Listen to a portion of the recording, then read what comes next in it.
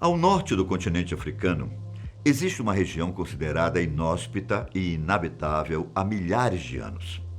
Um enorme deserto de areia que se estende por 9 milhões de quilômetros quadrados e que constitui a região mais quente da Terra. Esse deserto é conhecido como o Deserto do Saara, considerado o terceiro maior deserto do planeta, atrás apenas da Antártida e do Ártico. O Saara tem sido motivo de diversos estudos há muito tempo. A intenção é buscar entender melhor a localidade, em especial como foi possível uma região de tal magnitude ter se transformado num interminável mar de areia praticamente sem vida. Durante muitos anos, pesquisadores do mundo inteiro pesquisaram a fundo a história e a constituição do Saara, como forma de entender como funciona o processo de desertificação e até mesmo como preveni-lo em outras regiões do planeta. No entanto, recentemente, devido às intensas pesquisas realizadas em todo o mundo em torno da temática do aquecimento global, do aumento do índice de gás carbônico na atmosfera e dos efeitos ambientais, mais estudos foram realizados. A ideia era pensar em soluções para os transtornos, inclusive procurando desenvolver tecnologias inovadoras e capazes de recuperar áreas áridas. Por conta disso, diversos cientistas passaram a explorar outros pontos de vista para salvar o planeta. Entre as hipóteses levantadas, uma em especial começou a ser analisada com mais afinco, mesmo que, à primeira vista, pudesse parecer impossível, até meio maluca. E se o deserto do Saara pudesse ser reflorestado? Haveria alguma maneira daquele enorme mar de areia se transformar em uma grande floresta verdejante, maior do que a própria Amazônia? Será que poderia realmente contribuir para a melhoria do clima no planeta? Ou o desaparecimento do deserto causaria algum desequilíbrio ambiental em alguma parte da Terra? Eu sou Ivan Lima e, a partir de agora, vou te apontar as respostas para essas e muitas outras questões envolvendo uma transformação do deserto do Saara em uma floresta. Antes de mais nada, se inscreva aqui no canal e já ative o nosso sininho de notificações. Ok? Prontos? Então, concentre-se aí e acompanhe o nosso vídeo até o final para entender exatamente o que poderia acontecer. Estimativas otimistas, levantadas por vários ecologistas, apontam que essa possível floresta Saara seria capaz de filtrar 8 bilhões de toneladas de gás carbônico por ano. Um número impressionante, que já seria um ótimo motivo para investir na recuperação dessa imensa área desértica. Mas seria possível? A verdade é que sim. O problema é justamente o valor desse investimento. 3 trilhões de dólares. É dinheiro que não acaba mais. Mas os cientistas não vivem só de cálculos e teorias abstratas. Na China, o sucesso de um experimento passou a alimentar a esperança de muitos especialistas, que passaram a acreditar que o reflorestamento do Saara pudesse realmente acontecer em algum momento. A recuperação do deserto Kubuk, localizado a 800 quilômetros de Beijing e ocupando parte da Mongólia, o deserto de Kubuk, que tem ao todo 18 mil quilômetros quadrados, teve 1/3 do seu território transformado em floresta. Durante os últimos 30 anos, o governo chinês investiu no processo e teve um êxito considerável. Segundo relatórios, o projeto gerou na moeda chinesa, yuan, mais de 500 bilhões em retorno ao longo das 3 décadas. Tirou 100 mil pessoas da pobreza e criou mais de 1 milhão de empregos. A ideia é dar sequência e transformar toda a área até 2050. Se a recuperação do Saara seguisse o mesmo raciocínio, o projeto iniciaria com a construção de dutos subterrâneos que levariam água dessalinizada do mar até o subsolo da futura floresta, onde começaria o plantio de eucaliptos. Por serem resistentes e bem adaptados aos climas secos e quentes, os eucaliptos seriam indicados em razão do seu rápido crescimento. O enraizamento das árvores e de outras plantas projetadas artificialmente nesses espaços recuperaria naturalmente os nutrientes do solo. À medida que aumentassem as áreas verdes, as chuvas naturalmente se tornariam mais abundantes e a temperatura média do Saara poderia ser reduzida em até 8 graus, em uma dimensão ainda tímida de espaço. Daí para frente, gradualmente, todo o contexto árido começaria a ser alterado, em especial por conta da presença da umidade, facilitada pelas águas dos dutos, pelas presenças da vegetação e até mesmo com o aumento das chuvas. Impressionante, certo? Porém, a ideia não é bem uma coisa tão inovadora assim. Uma organização chamada Bellona assinou recentemente um acordo junto aos governos da Noruega e da Jordânia para financiar um projeto que dará o primeiro passo para o nascimento da primeira floresta saariana. Segundo a organização, a floresta ecológica será implementada em uma área de 200 mil metros quadrados, ao sul da Jordânia e próxima ao Mar Vermelho. Mas há alguns poréns e diferenças de visão em relação a como isso irá acontecer.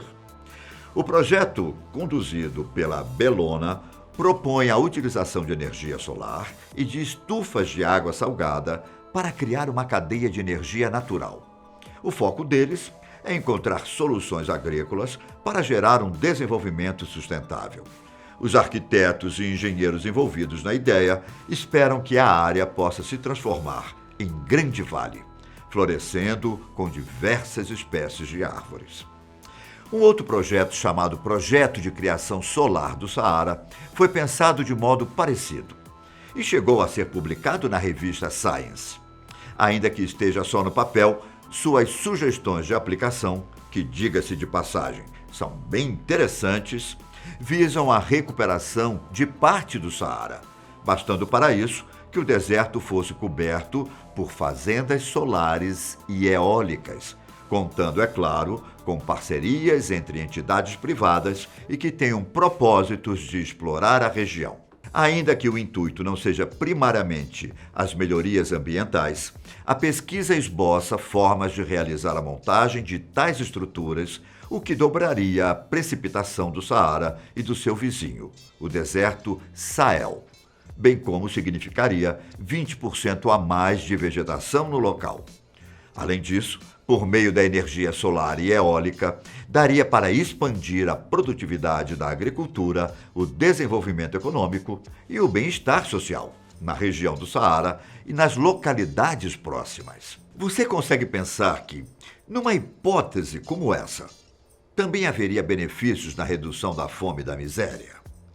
Pois bem, já entendemos que já existe tecnologia disponível para reflorestar o deserto do Saara. E até com isso, tudo poderia ser feito e com prováveis resultados. Mas daí vem a pergunta: isso seria realmente positivo para o planeta? Uma floresta de 9 milhões de quilômetros quadrados, substituindo uma região árida do mesmo tamanho. Você não acha que isso geraria algum impacto em nosso planeta? Se disse sim, você está mais do que correto. Uma transformação dessa magnitude, feitas com recursos artificiais, traria consequências da mesma magnitude. A começar que essa floresta Saara, tropical e úmida, teria uma fantástica taxa de evaporação e transpiração, contribuindo para o aumento da quantidade de chuvas, interferindo no fluxo de água, tanto a que fosse absorvida pelo solo, como a que fosse resultado das chuvas. Além disso, podemos ressaltar que o deserto costuma refletir a maior parte da energia solar que ele recebe, de volta para o espaço. E assim, o planeta perde essa energia. No caso das grandes florestas, ocorre o inverso, e as ondas de calor diminuem abruptamente, pois o clima funciona como um moderador de amplitude térmica diurna, além de manter a umidade do ar elevada. O solo teria sua fertilidade multiplicada inúmeras vezes, permitindo que se faça uma melhor reciclagem de nutrientes. E sabe o eucalipto que eu mencionei agora há pouco? Uma outra vantagem que a floresta Saara traria é a produção de madeira, que poderia ser do próprio eucalipto, inicialmente e depois até de outros tipos de árvore. Acha que acabou? Não, nada disso. Vai somando aí. Lavouras e pastos introduzidos nessa nova e fértil região. Maior disponibilidade de ervas e alimentos. E quem sabe, um novo ponto turístico que teria muito mais para ser explorado. Mas e quanto ao famoso efeito estufa? E o aquecimento global? Será que a floresta Saara conseguiria diminuir o efeito estufa ao filtrar esses 8 bilhões de toneladas de gás carbônico por ano? E é aqui que entra a verdadeira polêmica. A atual teoria do aquecimento global se baseia no princípio de que o aumento da concentração de gás carbônico na atmosfera é o responsável pelo tão temido efeito estufa, que causa o aumento da temperatura média do planeta. Dessa forma, os grandes responsáveis por esse aumento seriam a queima de combustíveis fósseis, como petróleo e carvão, as atividades industriais e a pecuária. A existência do deserto do Saara, mesmo com suas proporções gigantescas, nunca foi apontada como causa do problema, nem mesmo outros desertos, uma vez que se enxerga um possível equilíbrio ambiental no planeta, com todos os seus biomas. Nessa linha de pensamento, os especialistas no assunto parecem estar em desacordo quanto ao real impacto da atividade humana nas mudanças do clima, tendo até mesmo teorias que afirmam que essas ações humanas não são relevantes em uma escala global, ao ponto de causar tantos danos. Alguns cientistas defendem que esse processo de alternância climática é natural, pois o principal fator que influencia o clima da Terra seria o Sol e não os gases atmosféricos. O que quer dizer que nosso planeta já viveu períodos mais frios e outros mais quentes no passado. E quando isso ocorreu, os humanos estavam bilhões de anos ainda longe de existir. Essa visão se sustenta com dados históricos, onde apontam que o gás carbônico já foi, há milhares de anos atrás, 40 vezes mais abundante na atmosfera e hoje possui a participação de apenas 0,033% entre os gases atmosféricos, e isso incluindo as emissões humanas. Além disso, a natureza, por meio dos fluxos naturais dos oceanos, polos, vulcões e da própria vegetação, lança cerca de 200 bilhões de toneladas de gás carbônico na atmosfera por ano. Um número muito maior do que os 6 bilhões de toneladas inseridas pelos seres humanos. Isso, claro, comparando os dois valores. Não vai achar que eu estou dizendo que uns bilhões de gás carbônico são uma coisinha de nada, por favor. Mas, enfim, em tese, a poluição atmosférica não impactaria o clima tão diretamente, apesar de trazer outros problemas sérios, como destruição de espécies, recursos, mais uma porção de coisas. Contudo, voltando às florestas, é importante lembrar que elas funcionam como um refrigerador no planeta. Mesmo não estando presente em todos os lugares, elas conseguem dissipar o calor gerado por todo o globo, por meio da produção de oxigênio transformado a partir do gás carbônico. Contudo, elas consomem quase todo o oxigênio que produzem, seja por meio dos animais e até da respiração das árvores durante a noite. Muita gente não sabe ou esquece, mas os grandes responsáveis pelo nosso ar de todo dia são as algas marinhas, que ocupam 70% da superfície da Terra e produzem oxigênio em grandes proporções. Esses níveis de oxigênio são balanceados por meio dos inúmeros fatores naturais e diversificados, o que significa que esses níveis de oxigênio no ar atmosférico não podem aumentar.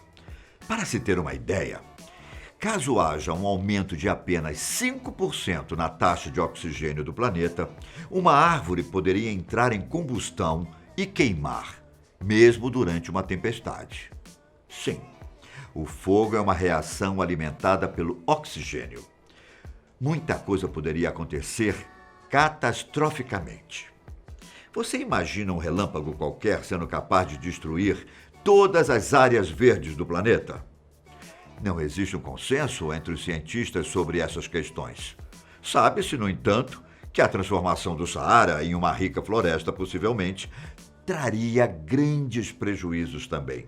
E não só para a região, mas também para várias partes do mundo. Na África, existem as temíveis nuvens de gafanhotos, que são controladas pelo clima desértico e pela escassez de vegetação.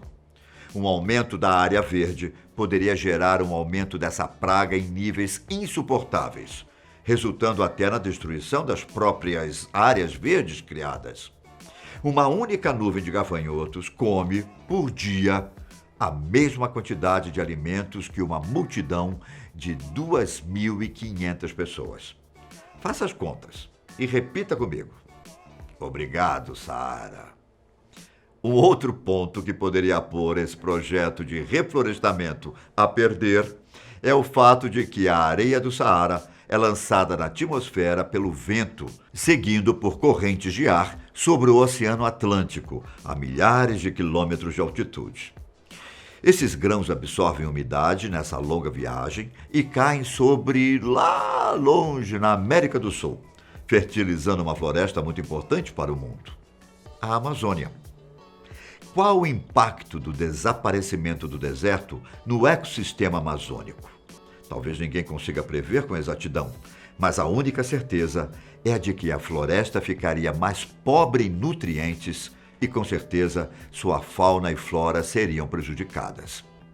Parece uma coisa meio efeito borboleta, mas analisar todos esses detalhes é uma forma de enxergar que a natureza é um grande pêndulo, sempre buscando o próprio equilíbrio.